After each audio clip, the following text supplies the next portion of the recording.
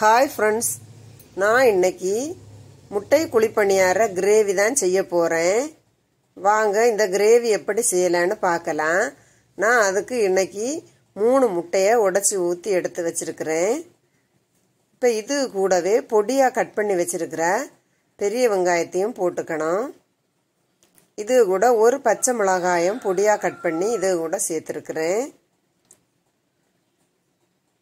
கூடவே பாதி அளவு தக்காளியை கட் பண்ணி இது கூட சேர்த்துருக்கிறேன். கொஞ்சமாக மல்லி இலையும் இது கூட சேர்த்துருக்கிறேன். இப்போ இதுக்கு தேவையான அளவு உப்பு சேர்த்துக்கலாம். இப்போ இது கூட 1 ஸ்பூன் கடலை மாவு சேர்த்துக்கணும். கடலை மாவு நல்லா ஒன்றா கலந்து விட்டுக்கலாம். நல்லா அடித்து கலக்கி எடுத்துக்கணும். இப்போ குழிப்பணியார சட்டி சூடானதுமே கொஞ்சமாக எல்லா குழிகளிலுமே ஆயில் சேர்த்துக்கலாம். இப்போ நாம் இதில் எல்லா குழியிலையுமே முட்டையை நாம் சேர்த்துக்கணும். பாருங்க, இந்த மாதிரி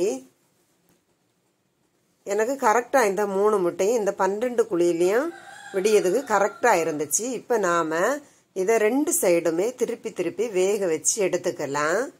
இப்போ இந்த முட்டை நமக்கு வெந்து கிடச்சிச்சு. பாருங்க, இந்த மாதிரி சாப்பிட்டுக்கலாம். ரொம்ப டேஸ்டாக இருக்கும். ஆனால் நாம் கிரேவி தான் பண்ண போகிறோம். கிரேவி பண்ணால் நாம் சப்பாத்தி, தோசை, இட்லி கூட எல்லாமே சாப்பிடலாம். சாதத்தை கூட பிசைஞ்சு சாப்பிட்டுக்கலாம்.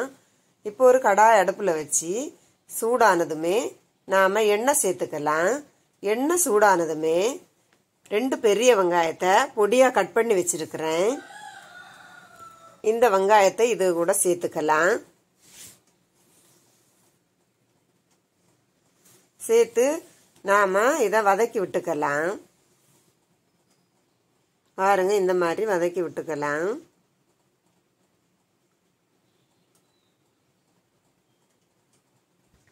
இப்போ 2 பெரிய சைஸு தக்காளியை நான் பொடியாக கட் பண்ணி வச்சிருக்கேன். அது கூடவே 2 பச்சை மிளகாயும் பொடியாக கட் பண்ணியிருக்கு. இதையும் இது கூட சேர்த்து நம்ம வதக்கி விட்டுக்கலாம்.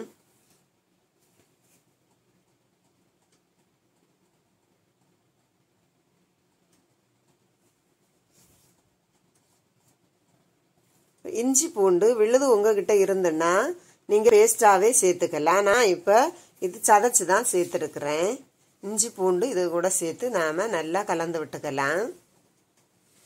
இப்போ இதுக்கு தேவையான அளவு உப்பு சேர்த்துக்கணும். உப்பு சேர்த்து நாம் நல்லா வதக்கி விட்டுக்கலாம்.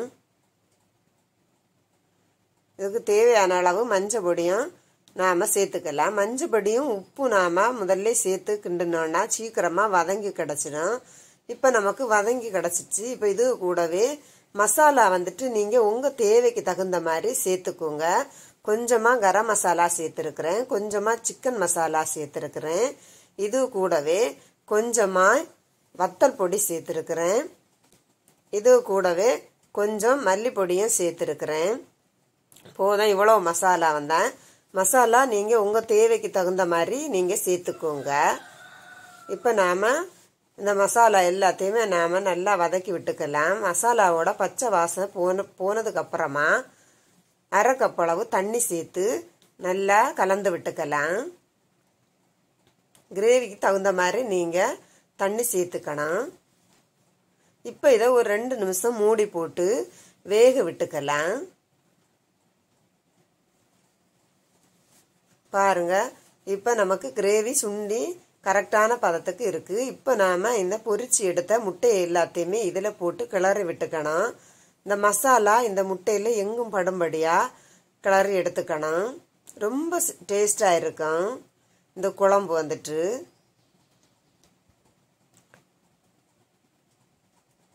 இதையும் 1 நிமிஷம் மூடி போட்டு நாம் வேக விட்டுக்கணும்.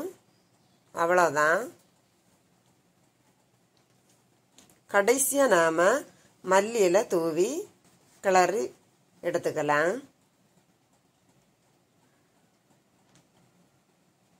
பாருங்கள், இப்போ மல்லி இலை தூவி மல்லி இலையும் இது கூடவே கொஞ்சமாக கருவேப்பிலையும் சேர்த்துருக்குறேன். இதையும் தூவி நாம் மிக்ஸ் பண்ணி எடுத்துக்கிட்டோன்னா இந்த முட்டை குழம்பு ரெடி ஆயிடுச்சு. இந்த வீடியோ பிடிச்சுன்னா லைக் பண்ணுங்க, ஷேர் பண்ணுங்க, மறக்காம சேனலை சப்ஸ்கிரைப் பண்ணுங்க. தேங்க்யூ ஃபார் வாட்சிங்.